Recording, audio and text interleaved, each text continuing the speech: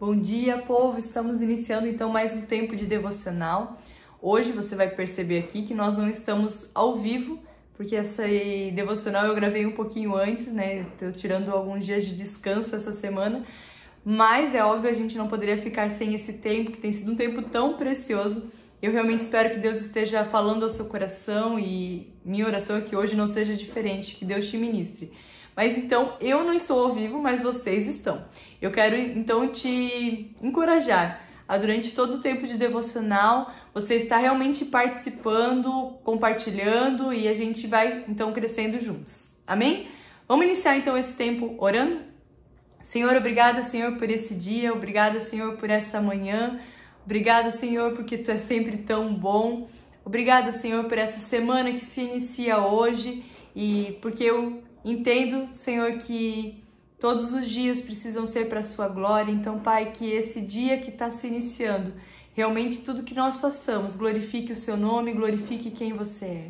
Nos torne, então, Senhor, sensíveis à Sua voz, sensíveis àquilo que o Senhor quer fazer e àquilo que o Senhor quer derramar no nosso meio. Que nós realmente venhamos, Senhor, com o coração pronto, Senhor, para sermos edificados, para sermos construídos em Ti. E ao mesmo tempo também, Senhor, para edificar a vida dos nossos irmãos que estão com a gente aqui essa manhã. Nos faça realmente, Senhor, atentos ao Seu falar, atentos àquilo que o Senhor quer falar com a gente. Que a gente leia a Sua palavra, Senhor, não mais como um lugar, Senhor, de conhecimento ou de adquirir novos campos de conhecimento mesmo, mas que seja realmente um tempo onde nós o conheçamos de uma forma nova e sejamos transformados por quem Você é. Nos faça atentos à Sua voz, em Seu nome. Amém. Amém? Então, sejam bem-vindos a esse tempo, vamos iniciar. Eu queria então começar dando bom dia a todos vocês que estão entrando aí, que você realmente faça parte desse tempo, né? Bom dia para todo mundo que está com a gente, é um privilégio participar desse tempo com você. Abra sua Bíblia então em 2 Pedro 2, a gente vai ler então a partir do versículo 17, na sexta-feira eu fiz também a live, a gente foi até o versículo 16, então agora a gente vai a partir do versículo 17, eu vou estar lendo então na versão da NVI e vou puxar alguns trechinhos da mensagem que eu achei interessante a forma como ele colocou, mas o foco ou o texto principal a gente vai ler na versão da NVI, tá bom?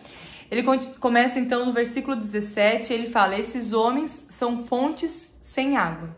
Não sei se você se recorda, mas na sexta-feira, no versículo 16, anterior ao 16, ele do 9 ao 16, que foi o que a gente leu na sexta, ele trabalha então sobre pessoas que estão caminhando distante de Deus, né, que ele denomina como os ímpios, que estão, que se lambuzam no pecado, que estão vivendo coisas que não têm a ver com o coração de Deus e não têm a ver com quem Deus nos criou e nos conquistou para ser. Então aqui ele está falando sobre esses homens, ele fala, então esses homens, eles são fontes sem águas. E eu lendo esse texto, o primeiro texto que me vem à memória é quando Jesus ele fala que dentro de nós fluiriam rios de águas vivas. Ou seja, nós somos então criados para sermos fontes de água, não para sermos fontes sem água. E vamos ser bem sinceros, uma fonte sem água, ela perdeu completamente a sua utilidade. Ele está falando sobre isso. Quando nós entramos neste lugar de não viver Deus, de não se relacionar com Deus, nós perdemos completamente a utilidade do que fomos criados para ser. E daí faz todo sentido aquele texto que diz que nós nos tornamos inúteis ao propósito de Deus. Então, a partir do momento, né, que vamos então começar do começo, melhor. Nós somos criados então para sermos imagem e semelhança de Deus, para sermos parecidos com quem Ele é, mas o pecado entrou no mundo e com isso deturpou essa natureza de imagem e semelhança, nos tornamos então não mais semelhantes a Deus, mas semelhantes ao homem terreno, ao homem carnal, e nesse processo de então sermos semelhantes ao homem, semelhantes a Adão, perdemos a utilidade do porquê fomos criados. Nós somos criados para ser imagem e semelhança de Deus. Então nos tornamos inúteis, nos tornamos então fontes sem águas. Pessoas que deveriam jorrar rios de águas vivas, mas agora pessoas que simplesmente eram fontes que não fluía nada. E ele fala, então ele continua, né, são como fontes sem águas e névoas impelidas pela tempestade, ou seja, perdemos perdemos a utilidade dentro da criação de Deus, deixamos de ser aquilo que Ele nos criou para ser. Ele continua que a escuridão das trevas lhes será reservada. Então ele está falando sobre esses homens, que a escuridão das trevas está reservada. Tem um texto que ele fala, né, sobre crermos e sermos batizados em Cristo Jesus, né? Ele fala: quem crer e for batizado será salvo. E tem uma versão, que eu não me recordo agora qual versão que fala que quem não crer já está condenado. Distante de Deus, nós já estamos condenados, ou seja, a escuridão das trevas nos está reservada. Sem Deus, nós não temos esse lugar em Deus, porque o pecado entrou no mundo e nos afastou de Deus, nos levou para esse lugar de condenação.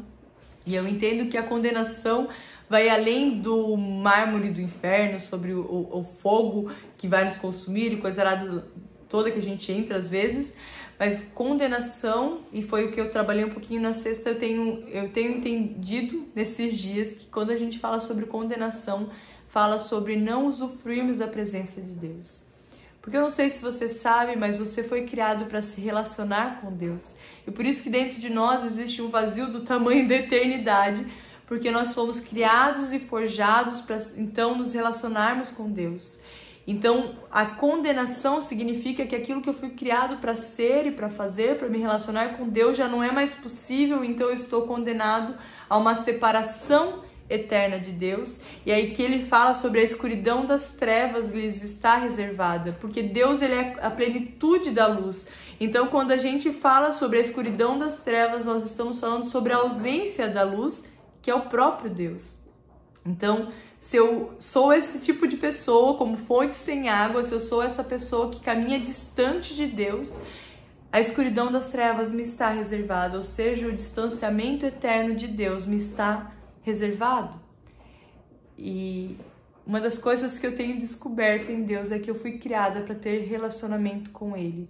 Então, não me relacionar com Ele vai causar em mim um buraco do tamanho da eternidade. Uma incansável necessidade dele, porque eu fui criada para isso, eu fui criada para ter um relacionamento com ele, você foi criado para ter um relacionamento com ele. Então, se você não entrar neste lugar de se relacionar com ele, você vai ter um vazio do tamanho da eternidade dentro do seu coração. No versículo 18, então, ele fala: pois eles, com palavras de vaidosa?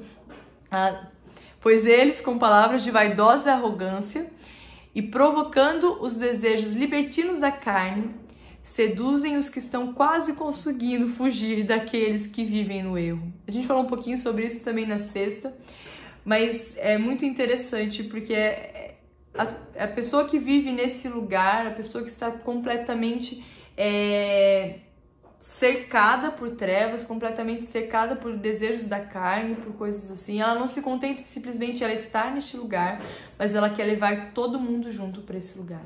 Então não basta eu pecar, eu quero que todo mundo peque junto. É interessante que ele fala que essas pessoas seduzem os que estão quase conseguindo fugir daqueles que vivem no erro, né?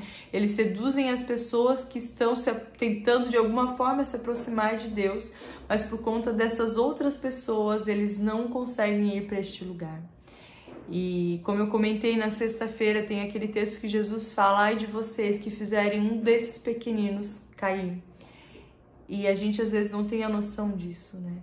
Então, é muito sério você ter essa vida, porque isso garante a sua condenação. Mas mais sério ainda é você não só estar nessa vida, mas como levar outro junto com você. Muito sério é quando você fizer um desses pequeninos, né? Um desses que Jesus pagou um alto preço na cruz para que fosse salvo e restaurado. Ai de você se fizer um desses cair, né? E vamos ser bem sinceros, uma coisa é eu falando ai de você. Outra coisa é o próprio Deus falando para você: ai de você se você fizer um desses pequeninos cair. Eu acho que o ai de você de Deus, ele tem muito mais poder e é muito mais sério do que qualquer outro ai que a gente possa falar. Leve esse lugar a sério, né? Entenda que é muito sério você levar outras pessoas ao erro, você levar outras pessoas a caírem no lugar que você está caindo. Tenha temor do Senhor, não só com a sua vida, mas com a vida das pessoas que te cercam. E eu vejo muito isso é muito real, de a pessoa quando ela cai, dificilmente ela cai sozinha. Ela sempre carrega pessoas junto. Pessoas que estavam quase conseguindo fugir daqueles que vivem no erro. Pessoas que estavam finalmente então compreendendo o seu lugar de certa forma em Deus, mas se perdendo por causa de outras pessoas que decidiram viver tudo aquilo que não pertence ao reino de Deus, tudo aquilo que não tem a ver com quem Deus é. No versículo 19 ele fala, prometendo-lhes liberdade.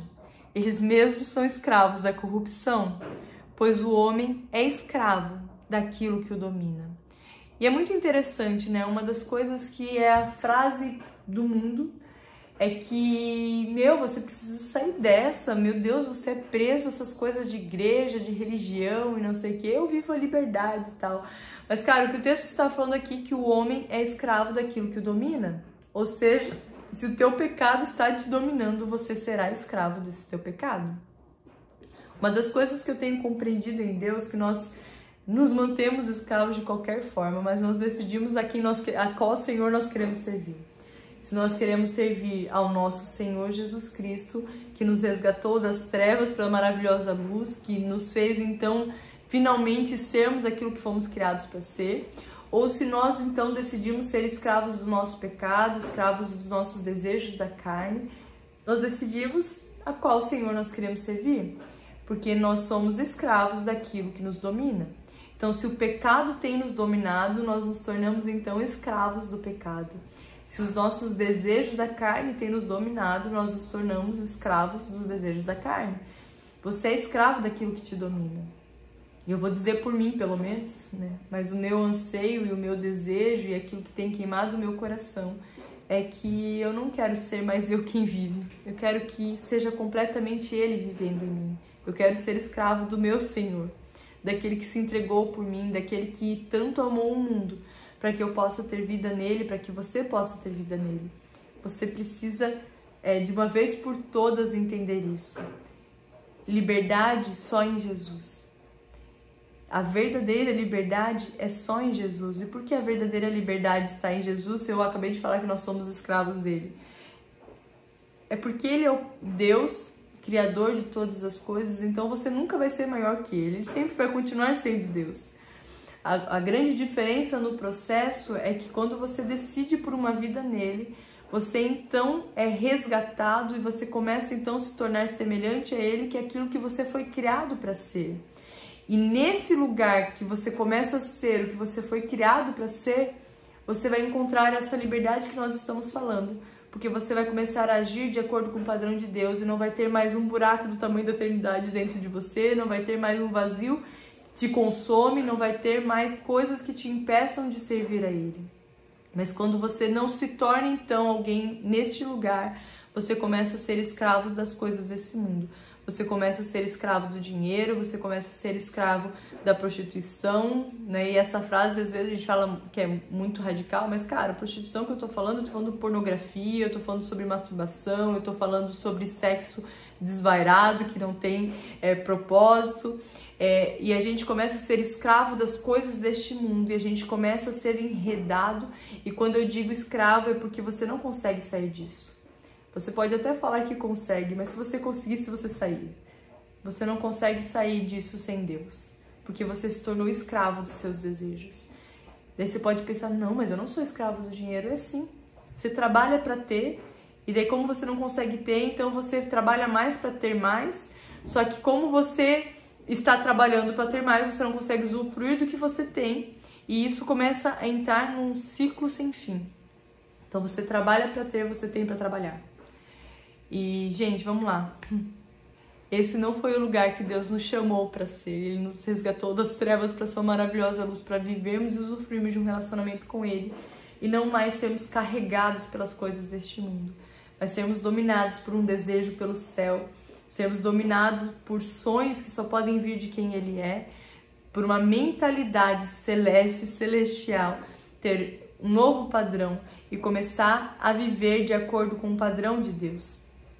No versículo 20, então, ele fala: se tendo escapado das contaminações desse mundo por meio do conhecimento do nosso Senhor e Salvador Jesus Cristo, encontram-se novamente nelas enredados e por elas dominados, então estão em pior estado do que no princípio.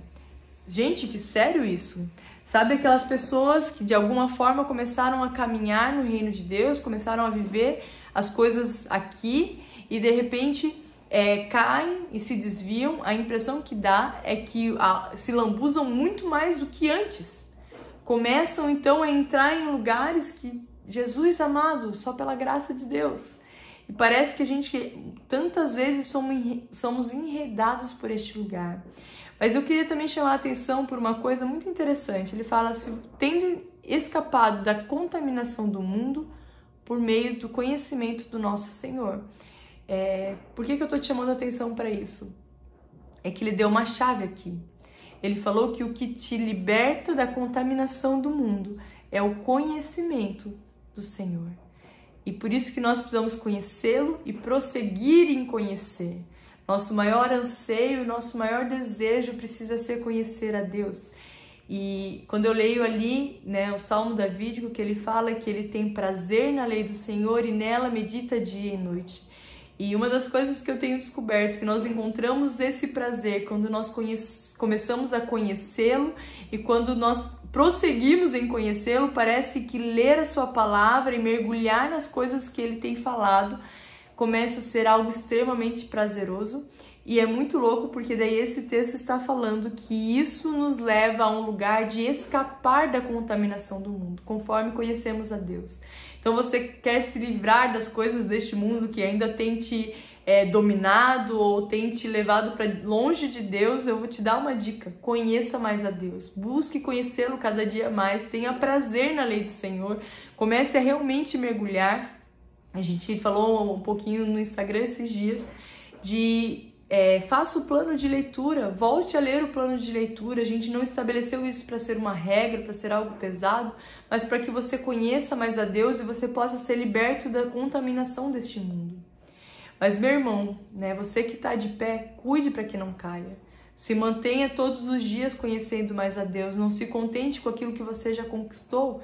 Comece a buscar cada dia mais, porque conforme você conhece, mais você é descontaminado.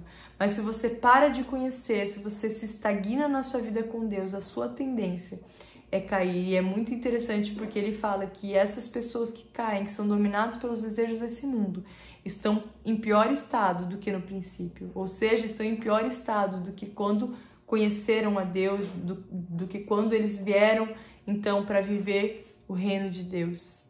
Pior estado do que no princípio, Porque já conheceram, e é muito interessante, porque a impressão que eu tenho é que quando a pessoa conhece a Deus e por algum motivo se desvia, ela fica com o coração duro, E em Hebreus 6, eu não me recordo o versículo, ele fala de que é muito difícil, na verdade ele fala que é praticamente impossível nós trazermos de volta aqueles que se perderam. Por que é muito difícil? Porque o coração sai e ele fica duro. E aí ele começa a ser completamente contaminado pelas coisas desse mundo. Aquele que está de pé, cuide para que não caia. Cuide para que não se perca no processo. E no versículo 21 ele fala: teria sido melhor que não tivessem conhecido o caminho da justiça, do que depois de o terem conhecido, voltarem as costas para o santo mandamento que lhes foi transmitido. Por que seria melhor? Porque pelo menos o coração dele não estaria endurecido. E Deus de alguma forma poderia fazer um milagre. Então você que está de pé, cuide para que não caia, cuide para que seu coração não seja deturpado, cuide para que você não seja contaminado pelas coisas desse mundo.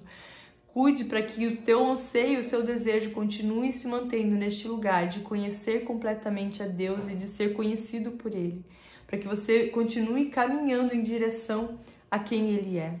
E no versículo 22, e eu só vou até o 22 hoje, ele fala: confirma-se neles que é verdadeiro o provérbio, o cão volta ao seu vômito e ainda a porca lavada volta a revolver-se na lama. Eu queria compartilhar com vocês uma história. Minha mãe já compartilhou em algumas palavras, mas quando eu leio esse texto eu sempre me recordo dessa história que uma vez ela contou. Não sei se você sabe, mas meu avô, que eu não conheci, né, mas o pai da minha mãe, ele era fazendeiro e ele tinha fazendas em vários lugares e tal, e essa parte a gente não herdou, né, isso daí ficou para posteridade, sei lá, que no processo algumas pessoas se apossaram da terra, enfim, por aí vai, mas não é isso que eu queria falar. E quando a minha mãe era criança, o meu avô, ele sempre trazia uns bichos meio exóticos para serem criados dentro de casa, né, para se tornarem domésticos, né, e ela já teve de tudo, né, tatu, enfim, tudo quanto é bicho.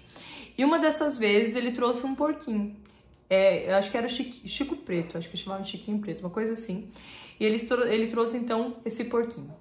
E esse porquinho, eles cuidavam daquele porquinho, eles davam banho naquele porquinho, eles colocavam um lacinho naquele porquinho, porque era o porquinho da família. Mas um dia, choveu. E naquele dia que choveu, o Chiquinho Preto fugiu de casa. E aí ele descobriu a bendita lama, né? E se lameou naquilo lá e fez um festeirê, aquela coisa toda. E depois de tanto procurar o bendito do Chiquinho, eles encontraram o Chiquinho imundo. Então eles trouxeram o Chiquinho de volta para casa, deram um banho no Chiquinho, colocaram o bendito do lacinho no Chiquinho, para que ele voltasse a ser, então, né, o bendito do Chiquinho que eles criaram, um animal doméstico que ficaria dentro de casa, que nem cachorrinho, bem bonitinho. Mas aí choveu de novo. E na segunda chuva, aonde eles foram encontrar o Chiquinho? Na lama. Sabe? Muitas vezes nós somos que nem o Chiquinho. Nós estamos voltando para o lugar de onde Deus nos tirou. Estamos lá nos lameando, ao invés de estar lá limpinhos, bonitinhos, lavadinhos.